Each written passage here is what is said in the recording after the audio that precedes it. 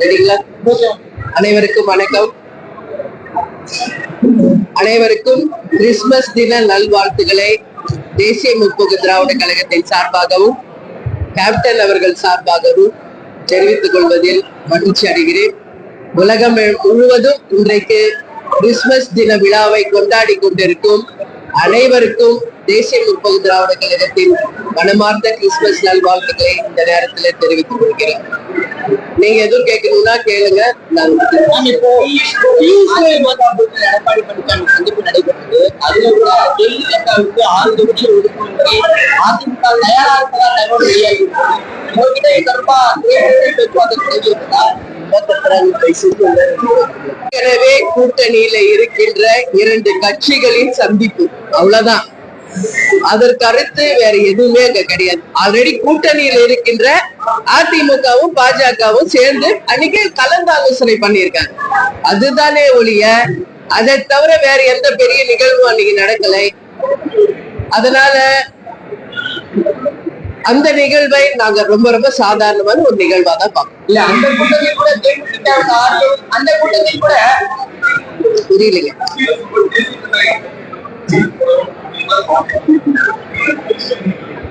அவர் கருத்து அவர் சொல்லியிருக்காரு. கூட்டணியில மற்றவர்கள் எல்லாம் இருக்காங்களா சொல்றாங்களான்னு அவங்க மற்ற கட்சிகளையும் கலந்து ஆலோசித்து அதற்கு பிறகுதான் அது ஒரு தெளிவான ஒரு முடிவு கிடைக்கும். அதனால அவர் கருத்தை அவர் சொல்லியிருக்காரு. இப்போதைக்கு பாஜகவும் அதிமுக மட்டும்தான் கூட்டணி. அந்த 2 தலைவர்களுடைய அன்னைக்கு ஒரு ஆலோசனை கூட்டம், அவ்வளவுதான் நீங்க நடந்திருக்கு. அதனால இனி என்ன நடக்க இருக்கிறது என்பதை நிச்சயமாக உரிய நேரம் வரும்போது நாங்கள் அறிவிப்போம். கூட தேமுதிகவுடைய பெயர் அடிபட்டிருக்குது. 6 தொகுதி வரைக்கும் ஒதுக்கீடு செய்ய தயாரா இருப்பதா அதிமுக தரப்புல பாஜக வலியுறுத்தி தொடர்ந்து பாஜக தரப்பிலும் தேசிய ஜனநாயகத்தை வலுப்படுத்துவது தேமுதிக இணைக்கிறோம் தொடர்பாக பேசியிருக்கிறாங்க. இது தொடர்பாக உங்களுடைய ஆக்ஷன் என்ன? நீங்க அடுத்த கட்டமா என்ன நகர்வலைக்கு போக திட்டம்? முதல்ல அன்னைக்கு வந்த அந்த நிகழ்ச்சி யார் பத்திரிகையாளருக்கு கொடுத்தாங்க அதை எனக்கு நீங்க தெளிவுபடுத்தணும். யார் பத்திரிகையாளர்களுக்கு அன்னைக்கு இந்த கட்சிக்கு இந்த சீட்டு என்று அதிகாரப்பூர்வமாக யார் பத்திரிகையாளர்களுக்கு தந்தாங்க என்றதை முதலில் பத்திரிகையாளர்கள் எனக்கு பதில் சொல்லுங்க. அதற்கு பிறகு உங்க கேள்விக்கு நான் பதில் சொல்றேன். யார் உங்களுக்கு கொடுத்தா பதில் சொல்லணும். நீங்க வெறும் கேள்வி கேட்பது மட்டும் பத்திரிகையாளர்களுடைய வேலை கிடையாது. யார் அதிகாரப்பூர்வமாக அந்த லிஸ்ட யார் பத்திரிகையாளர்களிடம் கொடுத்தாங்க என்பதற்கான பதில் நீங்க கட்டாயம் சொல்லணும். அப்பதான் அடுத்த கட்ட என்னுடைய பதில் என்னவா இருக்குன்றது உங்ககிட்ட பதிய வைக்க முடியும். 9ஆம் தேதி மாநாடு, அதற்கு நான் கேட்ட கேள்வி பதில் சொல்றேன்.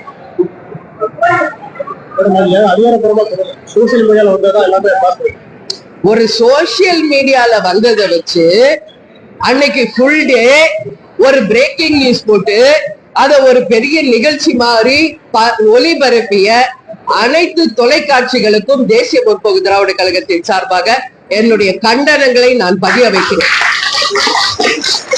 இது கை தட்டுறதுக்கோ எதுக்கோ கிடையாது. யார் உங்களுக்கு அந்த தகவல் கொடுத்தது? யார்?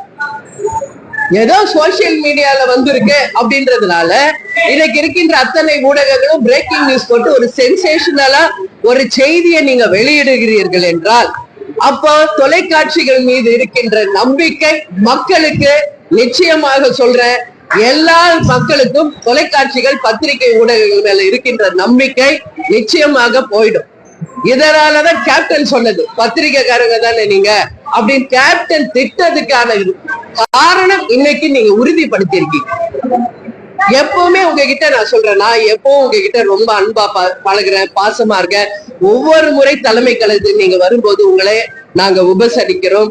நான் எல்லா விஷயத்தையும் உங்ககிட்ட பகிர்ந்துகிட்டு இருக்கேன். ஏதாவது ஒரு வாட்டி நீங்க நான் பார்க்கலன்னு சொல்ல முடியுமா? சொல்லுங்க. அப்படி இருக்கும்போது எதுவுமே உறுதிப்படுத்தாத ஒரு செய்தியை அனைத்து ஊடகங்களும் ஏதோ அதிகாரப்பூர்வமா அறிவிச்சது போல உங்க டிஆர்பியை ஏத்துறதுக்கோ உங்களுடைய சென்சேஷன் நியூஸ் கிரியேட் பண்றதுக்கோ மற்ற கட்சிகளை பாதிக்கும் செயலை ஊடக நண்பர்கள் இதோட நிறுத்திக்கணும்னு சொல்லி நான் கேட்டுக்கிறேன். நான் தெளிவா சொல்லிடுங்க. ஜனவரி 9 மாநாடு எங்கள் கூட்டணி யாருடன் என்பதை நாங்கள் தெளிவாக சொல்லுவோம். நான் சொல்லிட்டு இருக்கேன். அப்படி இருக்கும் பொழுது எதுவுமே தெரியாம ஏதோ ஒரு சோசியல் மீடியால வந்துச்சு அப்படின்னு ஏதோ உண்மை செய்தி மாதிரி போடுறீங்கன்னா அப்புறம் என்ன இருக்கு நம்பிக்கை? எங்களுக்கு யாருக்குமே சொல்றேன், மக்களுக்கே சொல்றேன். இப்போ தங்கம் விலை இப்ப உயர்ந்துச்சு, இப்ப குறைஞ்சிச்சு அப்படின்னு அடிக்கடி ஒரு பிரேக்கிங் நியூஸ் போடுறீங்களே, அதுக்கு இதுக்கு என்ன வித்தியாசம் இருக்கு? என்ன வித்தியாசம் இருக்கு? வருகின்ற தேர்தல் 2026 தமிழ்நாட்டுக்கும் தமிழக மக்களுக்கும் மிக மிக முக்கியமான ஒரு தேர்தல். ஊடக நண்பர்கள் தயவு செய்து பொறுப்புணர்வோடு பொறுப்பாக நீங்க நடந்து கொள்ள வேண்டிய தருணத்துல இருக்கீங்க. யாரோ ஒருத்தர் ரோட்ல போறவங்க, யாரோ ஒரு சோசியல் மீடியால ஏதோ ஒரு யூடியூப் சேனல்ல வர்றதெல்லாம் வச்சுக்கிட்டு உங்க சேனல்ல ஒரு சென்சேஷனல் நியூஸ் கிரியேட் பண்ணும், உங்க டிஆர்பியை ஏத்தணும்னா தயவு செஞ்சு கேட்டுக்கிறேன், தேமுதிகவை நீங்கள் பயன்படுத்த கூடாது என்பதை நான் தெளிவாக இந்த நேரத்தில் பதிய வைக்கிறேன்.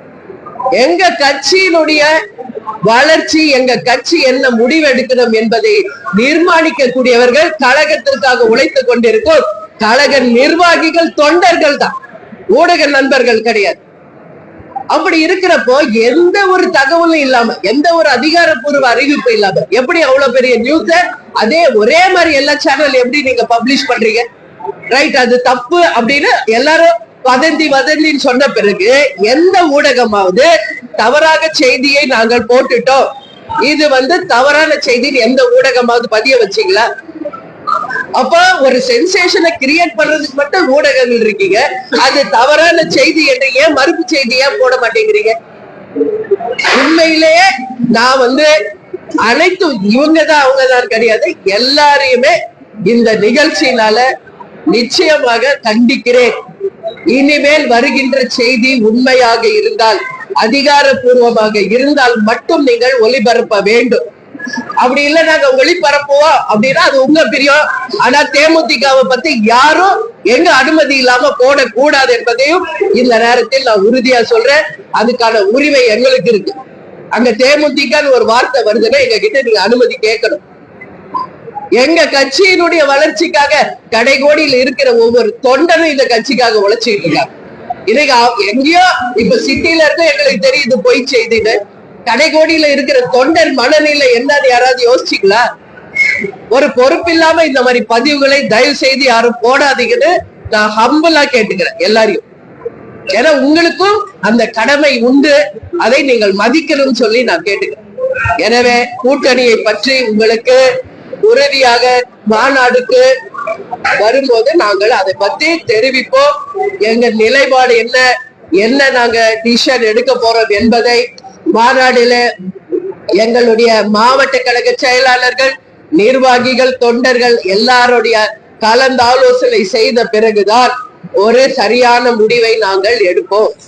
இது போல அவசரப்பட்டு நீங்க செய்திகளை வெளியிட்டால் நிச்சயமாக சொல்கிறேன், எந்த கட்சி சார்பாக அந்த அறிவிப்பு வந்ததா நீங்க சொல்றீங்களோ இதுவே அந்த கட்சிக்கு அழிவு காலத்தை உண்டாக்கும் என்பதையும் நான் உறுதியா சொல்றேன். இது அந்த கட்சியில இருக்கிற நிர்வாகிகளோ தொண்டர்களோ ஏத்துக்குவாங்களா? இன்னைக்கு அதிமுக பாஜக தான் இன்னைக்கு ஆலோசனை பண்ணியிருக்காங்க. இன்னைக்கு நான் கேட்கிறேன், இப்போ எங்களுக்கு எல்லாம் உரிமை இருக்கு, எப்ப எங்க பேரை நீங்க யூஸ் பண்ணீங்களோ we have all the rights to ask. இன்னைக்கு அவங்க அறிவிச்ச அறிவிப்ப அதிமுக நிர்வாகிகள் தொண்டர்கள் ஏற்றுக்குவாங்களா? பிஜேபியில இருக்கிற நிர்வாகிகள் தொண்டர்கள் ஏற்றுக்குவாங்களா என்பதற்கு பதில் சொல்ல. சும்மா அப்படியே தட்டி விடக்கூடாது. இது கட்சி, இதுக்காக உயிரை கொடுத்து இன்னைக்கு கோடிக்கணக்கான பேர் இதுக்காக கட்சிக்காக உழைத்துட்டு இருக்காங்க. அனைவருடைய மனசை, அனைவருடைய அந்த உரிமையை நீங்க கட்டாயம் மதிக்கணும். நாங்க பத்திரிகையாளர்களை மதிக்கிறோம், பத்திரிகையாளர்களும் நீங்கள் உங்கள் கடமையை சரியா செய்யணும்னு நான் கேட்டுக்கிறேன். அது உண்மைக்கு புறம்பான செய்தி என்று பதிவு செய்யாத பத்திரிகையாளர்களை நிச்சயமாக இந்த நேரத்துல என்னுடைய மன வருத்தத்தை நான் பதிய வைக்கிறேன். ஒரு பொய் செய்தியை பரப்பாதீங்க. போட்டா தப்புன்னா இமிடியட்டா அதுக்கு மறுப்பு கொடுங்க. ஏன் போட மாட்டேங்கிறீங்க? அப்போ ஒரு செய்தி போடுற உரிமை உங்களுக்கு இருக்குன்னா அது பொய் செய்தி என்றால் மறுப்பு கொடுக்கிற அந்த அதிகாரமும் உங்களுக்கு தான் இருக்கு. அதனால கேட்டுக்கிறேன், இனிமே இந்த மாதிரி தவறு நடக்க கூடாது என்பதை கேட்டுக்கிறேன். வேற ஏதாவது கேள்வி இருந்தா கேள்வி. இப்ப செவிலியர்கள் கைது செய்யப்பட்டு சென்னையில இருந்து உளுந்தூர்பேட்டை தாண்டி போயிட்டாங்க. காலி பணிகளே இல்லை அப்படின்னு அமைச்சர் 1000 பேருக்கு பணியிடங்கள் செஞ்சிருக்காங்க. இவ்வளவு பெரிய போராட்டங்களுக்கு பிறகுதான் அவங்களுக்கான வேலையே வழங்க. செவிலியர்கள் போராட்டம் இப்ப இல்லைங்க, ரொம்ப வருஷமா அது நடந்துகிட்டு இருக்கு. பல முறை தேசிய முற்போக்கு திராவிட கழகத்தின் சார்பா அவங்களை அனைவரையும் நாங்க நேரடியாக சென்று எங்களுடைய ஆதரவை அவங்களுக்கு தெரிவிச்சிருக்கோம். அவங்களுடைய உண்மையான கோரிக்கைகள் நிறைவேற்றப்பட வேண்டும் என்பதில் எந்த மாற்று கருத்துமே கிடையாது. ஏன்னா நைட்டிங்கேல்ஸ் சொல்லுவோம் யார் செவிலியர்களை, அவங்க உரிமையை அவங்க கேட்கிறாங்க. அதுல உண்மையாக அந்த உரிமையை தர வேண்டியது அரசாங்கத்தின் கடமை. பல நாட்களாக அவங்க போராட்டம் நடத்தினதுனால ஒரு 1000 பேருக்கு கொடுக்குறாங்க. அப்ப மத்தவங்க எல்லாம் செவிலியர்கள் இல்லையா? அதனால இது கண்டிக்கக்கூடிய ஒரு விஷயம். உடனடியாக அனைத்து செவிலியர்களுக்கும் அவர்கள் கேட்கின்ற அந்த உரிமையை நிச்சயம் நீங்கள் தரணும். அவங்க என்ன எதிர்பார்க்கிறோ அதை செய்ய வேண்டியது அரசின் கடமை. அது மட்டும் இல்ல, ஒரு பக்கம் பார்த்தா ஆசிரியர்களுடைய ஆர்ப்பாட்டம், ஒரு பக்கம் பார்த்தா மக்கள் நல பணியாளர்களுடைய ஆர்ப்பாட்டம். டெய்லி இங்க தமிழ்நாடு முழுக்க இருந்து எல்லாரும் குரூப்பா அவங்களுடைய கோரிக்கை மனுவை வச்சு கொடுத்துக்கிட்டு தான் இருக்காங்க. நாங்களும் பல முறை அவங்க எல்லாருக்கும் ஆதரவு சொல்லியிருக்கோம். ஆனாலும் இன்று வரைக்கும் அவங்களுடைய கோரிக்கைகள் நிறைவேற்றப்படவில்லை. அது உறுதியாக தமிழ்நாடு அரசு அதை கவனத்துல கொண்டு அந்த நிச்சயம் அவங்க கோரிக்கைகளை நிறைவேற்றணும்னு இன்னைக்கு கிறிஸ்துமஸ் நாள்ல நான் கேட்டுக்கிறேன். நம்ம கூட்டணி தொடர்பா மாநாட்டுல அறிவிக்கிறோம் சொல்றோம். எந்த கூட்டணின்னு அறிவிக்கிறோமா இல்ல அதனுடைய போக்க மட்டும் நம்ம மாவட்ட அப்பதான் துவங்க போகுதா? நீங்க வெயிட் பண்ணுங்க, இவ்வளவு நாள் வெயிட் பண்ணீங்களா? இப்ப நேற்று எங்களை கேட்டா செய்தி வெளியிட்டீங்க, சொல்லுங்க. எங்களை கேட்டா செய்தி வெளியிட்டீங்க. அதிமுக தரப்புல இந்த கூட்டணி கட்சிகளுக்கு இவ்வளவு ஒதுக்கலாம், ஒருவேளை இந்த கூட்டணி கட்சிகள் வரக்கூடிய பட்சத்துல ஒதுக்கான உத்தேச பட்டியல் தான் வெளியிடப்படுதே தவிர அது அதிகாரப்பூர்வமானது அப்படின்றதெல்லாம் அதை வெளியிட்டது யார்? அதான் நான் கேட்கிறேன். அது தேமுதிக கேட்டுதான் அது வெளியிடணும் அப்படின்றது அது எந்த விதத்துல சரியான அணுகுமுறையா இருக்கிறது. ஏன்னா அது உத்தேச பட்டியல் அதிமுக பேசியிருக்கிறாங்க. தேமுதிக கட்சிக்கு உரியவர்கள் நாங்க. இப்ப உங்க சேனலை பத்தி ஒண்ணு சொல்றோம், உங்களை கேட்காம நாங்க தவறான செய்தி போட்டா நீங்க கேட்பீங்களா கேட்க மாட்டீங்களா? நான் கேட்கறது நீங்க பதில் சொல்லுங்க. அந்த உத்தேச பட்டியலை வெளியிட்டது யார்? அததான் நான் கேட்கிறேன். எனக்கு வேற எந்த ஆன்சரும் வேண்டாம். ஒரு உத்தேச பட்டியல் வெளியிட்டீங்கன்னு சொல்றீங்க, யார் வெளியிட்டா? அதிமுகவா இல்ல பிஜேபியா? யார் வெளியிட்டது அது தெரியணும்ல. அதிமுகவை சேர்ந்த நிர்வாகிகள் தான் இதெல்லாம் பேசினதா ஒரு தகவல் எந்த நிர்வாகிகள் பேசினாங்க அது தெரியல. தெரியாம ஒரு சேனல்ல தயவு செஞ்சு நியூஸ் போடாதீங்க, புரியுதுங்களா? உத்தேச பட்டியல் சோசியல் மீடியால வந்துச்சு, யாரோ சொன்னாங்க, இதெல்லாம் ஒரு கட்சி மேல நீங்க கொண்டு வரக்கூடாது. இப்ப உங்க சேனல்ஸ் மேல அந்த மாதிரி யாரோ ஒருத்தர் சொன்னாங்க சோசியல் மீடியால இப்படி வந்துச்சு ஒரு சேனலை பத்தி அப்படின்னு மத்தவங்க சொன்னா நீங்க ஏத்துக்குவீங்களா? உங்களுக்கும் கடமை இருக்கு, உங்களுக்கும் பொறுப்பு இருக்குங்க. அதை உணர்ந்து தயவு செஞ்சு நடந்துக்கங்க. இது ஒண்ணும் சாதாரண கிடையாது. கேப்டன் இல்லாம இன்னைக்கு இந்த கட்சியை 20 ஆண்டு கழிச்சு 21வது ஆண்டுல வழி நடத்திட்டு இருக்கோம். இந்த கட்சிக்காக தங்களுடைய உயிரையும் பொருளையும் பணையம் வைத்து தலைமை கழகத்திற்கும் தலைவருக்கும் கட்டுப்பட்டு உண்மை விசுவாசிகளாக பயணித்துக் கொண்டிருக்க எங்க நிர்வாகிகள் தொண்டர்களுக்கு தான் அந்த முழு அதிகாரம் உண்டு. அவர்கள் யாரை கை காட்டுறாங்களோ அவங்க கூட தான் தேமுதிக கூட்டணி அமைக்கும். அதனால நிச்சயமாக அதுல எந்த மாற்று கருத்தும் கிடையாது. நீங்க வேணா உங்களுக்கு வேண்டிய விஷயத்தை எது வேணாலும் போடலான்றது கிடையாது.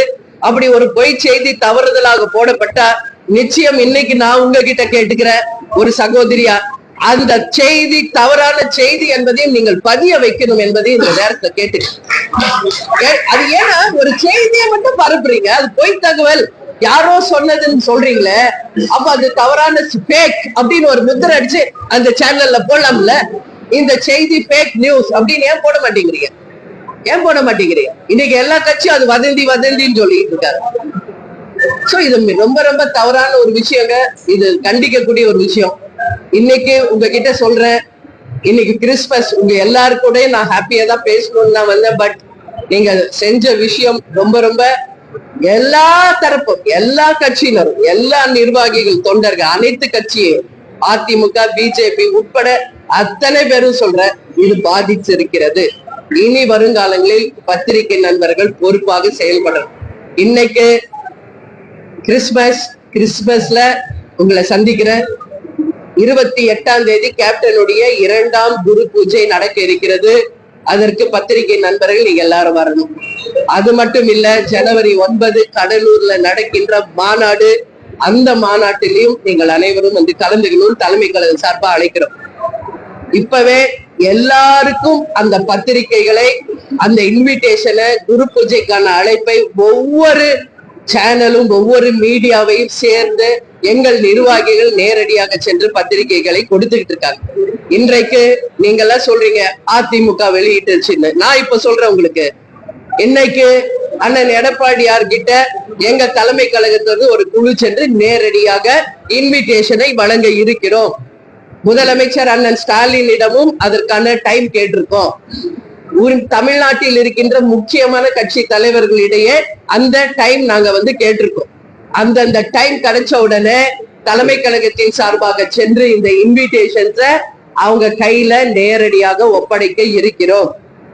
அது போல இன்றைக்கு அண்ணன் எடப்பாடியாரை தலைமை கழகத்தின் சார்பாக போய் சந்திச்சு இன்விடேஷன் தரோம். அண்ணன் ஸ்டாலின் அவர்கள் கூட டைம் கொடுத்தவன அவரையும் போய் சந்திக்க இருக்கிறோம். அது போல இன்னைக்கு இருக்கின்ற பிஜேபி, காங்கிரஸ், அதே போல விஜய், சீமான், எந்தெந்த கட்சி எல்லாம் இருக்கோ எல்லாருக்கும் தேமுதிக சார்பாக அழைப்பிதழை தருகிறோம். அந்தந்த டைம் அப்பாயின்மெண்ட் கிடைச்ச உடனே நேரடியா வழங்கி இருக்கிறோம். அப்பாயின்மெண்ட் தாமதமானால் எங்க கழக நிர்வாகிகள் சென்று அந்த இன்விடேஷனை ஒவ்வொருத்தர்கிட்டையும் பர்சனலா கொடுக்க இருக்கிறோம். இதான் உண்மை. உண்மைக்கு புறம்பான செய்தியை தயவு செஞ்சு போடாதீங்க, சரிங்களா? இது எல்லாரையுமே பாதிக்கும். இது தவறான ஒரு முன்னுதாரணம் ஆயிடும். நம்பிக்கை போயிடும். பத்திரிகை ஊடகத்தின் மேல இருக்கிற நம்பிக்கை மக்களுக்கு போயிடும் அப்படிங்கறத நான் சொல்றேன். இன்னைக்கு 4 பில்லர்ஸ், 4 சிங்கம் இருக்காங்க. அதுல ஒரு சிங்கம் யார்? மீடியா. சோ அந்த பொறுப்பு உங்களுக்கு உண்டு. ஜனநாயக கடமை ஆற்றுங்கள், உண்மை செய்தியை வெளியிடுங்கள் என்று கேட்டுக்கொள்கிறேன். எல்லாரும் வந்திருக்கீங்க, எல்லாரும் சாப்பிட்டு போங்க, குரு பூஜைக்கு வாங்க, மாநாடுக்கு வாங்க. அனைவருக்கும் கிறிஸ்துமஸ் வாழ்த்துக்கள், ஹாப்பி நியூ இயர் வாழ்த்துக்களையும் இந்த நேரத்தில் தெரிவித்துக் கொள்கிறேன். நன்றி, வணக்கம்.